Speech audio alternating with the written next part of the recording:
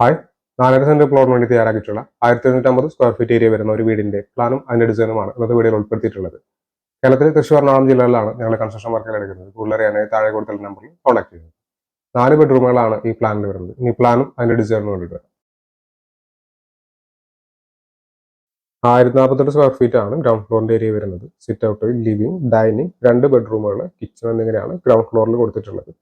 360-330 centimetre എന്നാണ് ഈ ബെഡ്റൂമിന്റെ അളവ്. ഈ ബെഡ്റൂമിന് അറ്റാച്ച്ഡ് ബാത്റൂം വരുന്നുണ്ട്.